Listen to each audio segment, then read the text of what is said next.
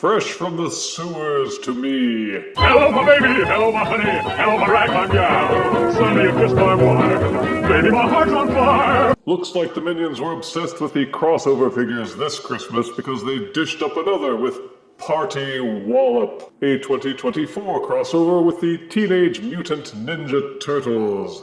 Yeah.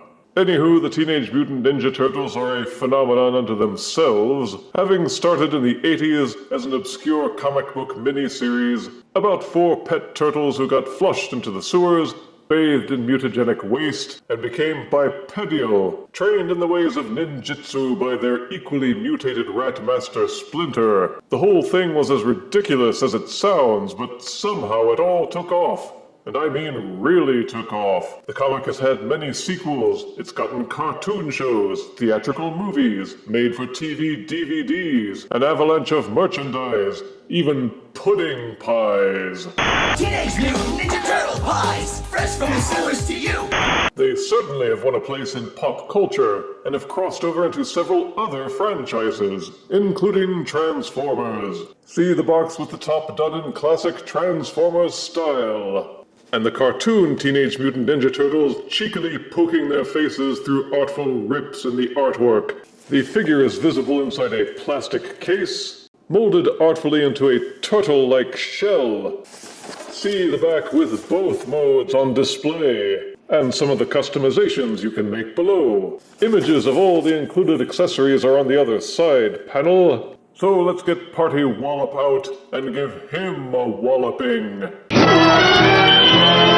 Out of box, Party Wallop comes with an instruction booklet, a rear spoiler for the van mode, a shield/wagon front, 2 plastic plug-in light arrays, some kind of plug-in panel thingy, a turtle badge with the logo stamped onto it, with the inside molded to look like a plastic pizza. 4 plastic skull caps, each one with a different colored bandana, and 1 generic skull cap. 2 Cybertronian katana, a fold-up Cybertronian bow staff, 2 Cybertronian-style sai weapons, and 2 Cybertronian-style nunchucks on chains. You certainly can't accuse them of not doing their homework on this one. Party Wallop's alt mode is done up to resemble the Teenage Mutant Ninja Turtle wagon van vehicle, as depicted in the 80s cartoon show. Mostly yellow and green, with a turtle shell canopy on the top, tires with silver hubcaps. The van front is meant to be slotted into these tabs, and then the roof section tabbed into that, which completes the vehicle front and gives him his powder blue windows and bumper molded to look like a cheesy Ninja Turtle sneer with the headlights as eyeballs. It's said to be roughly Voyager-sized, but it's actually a little larger than that. I'd say it's got the same heft and size of several recent leader-class figures. The detailing isn't as sharp, but that's probably because the cartoon van didn't have as much detail to bedevil the animators. It looks and feels solid, and the cartoonish sculpting actually kind of masks the transformation seams. Turn him upside down and you'll see the feet and legs, but that's pretty much the only robotic indication you'll spot. Everything tabs and holds together solidly, except for these tabs underneath near the rear wheels. They're not gripping well enough and constantly slide out of alignment. Fortunately, it's not very apparent from the outside. For features, the guns on top can raise and lower, and they are Fire Blast compatible. These ports on the front of the roof house the light fixtures, and also the Nintendo Switch screen. This concavity under the windshield houses the pizza/shell badge, and the port on top, along with these slots on either side, allow you to plug in the rear spoiler. There are options for weapon storage for the size underneath the van. Plug them into the robot thighs.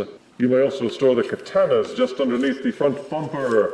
And what about the rest of this clutter? It does store in either vehicle or robot mode, but we'll have to demo how later since that storage area is pretty much sealed up while it's in wagon mode. The tires roll well, and with all the accessories and customization options, you'll definitely feel more play value than just rolling it around on a table. To transform Party Wallop into robot mode, first de-accessorize. Fold up these panels on either side. Not too difficult since they don't tab in like they're supposed to. Keep pulling them out and use these hinges to compact them both. The wagon front tires tab in just back here. Untab and pop them loose. The panel just behind it also untabs and disengages. Fold those halves together. Towards the back of the van, take these two little panels, which are the heel spurs, and fold those back. Then untab the rear tires. Fold them underneath the robot feet. These squarish panels at the side also untab and fold up, so that all the vehicle's side panels are folded up like wings. The entire rear half of the wagon disengages from the roof. Untab and pop them apart so that they are separated. Untab and separate the rear halves. They pop apart and separate from these windows. And then from the side you'll see that the entire lower half swivels down and becomes the robot pelvis. This hinge allows the shin section to rotate forward. This key-shaped widget plugs onto a corresponding tab on the inside and locks it in place. Repeat for both sides. Fold these tire flaps down to become the hip skirts. Fold up the gun batteries up at the front near the little bit and untab this panel from the roof section. It plugs in underneath. Once it's disengaged, you may rotate the arm sections out from inside at the back. They must be disengaged from the green roof section. The hand-wrist sections must be folded up, and the arms must be rotated down near the shoulders. These yellow panels up at the top must be rotated separately from the shoulders. Then this hinge section is folded down to become shoulder armor. It's easiest to go in from the back and push out the robot head from inside. Go in under here, push and nudge it loose. Then it can be rotated and angled up. These yellow panels fold up and store underneath the roof canopy, and the whole roof shell section swivels and angles down on these hinges. These gray hinges allow you to accordion the roof section down, and these two slots on that green panel peg into these tabs just behind the shoulders. Once they are angled into position, you can push them and tab them in place, and they'll hold solidly. These notches on the inside of this tab correspond with grooves at the back, and tab the roof canopy in place. I always thought the 80s cartoon turtles were too simplistic, and I can't say the cartoony look really sets well as carried over to the robot mode for Party Wallop. It may be the odd alligatorish look of the robot head, but I think they could have done more to make it look more cool and robotic without sacrificing tributes to the turtles. But the mold is set now, and here it is. Without the skull caps, if you squint a little bit, you can imagine the robot head is kind of a Black Manta-style helmet with slanted white eyes, instead of a leering, oddly angular, toothy mouth. But each skull cap can be taken off, exchanged, mixed and matched. They attach with a standard 5mm peg and port combo. The limbs are turtle green with the belly and armor a more pearly yellow-green. What you'll notice more than anything else is how kibble-bound it is. They couldn't find any place to fold and put away all the wagon plating, so instead they place it to appear as if he is wearing samurai-style armor at his shoulders and hips. The wagon roof becomes his turtle shell back. The front of the wagon stays pegged in as chest armor, but the goofy bumper is a bit much for me, and it makes him look a little too boxy. Fortunately, it can be removed. Then you can either set it aside and forget about it, or you can flip out this convenient peg and plug it into a port on either forearm to serve as a rather ugly shield. These sculpted turtle shell parts, which are revealed, look a lot better to me, and I'll likely display him thusly in robot mode. The hip sections can be angled up to get more snug against his hips. He's still quite solid, and the hollow cavities in his forearms and at the backs of his shins are at least very well disguised. But one of the figure's main strengths is how much it can be customized. It comes with 5 different head toppers, 4 different colors depending on which character you want him to look like, or the blank generic one. But wait, there's more! Flip up the belt buckle, and you can rotate the gray buckle to display 5 different decals. 1 first letter, again for each turtle character, and a blank one for generic purposes. But wait, there's more!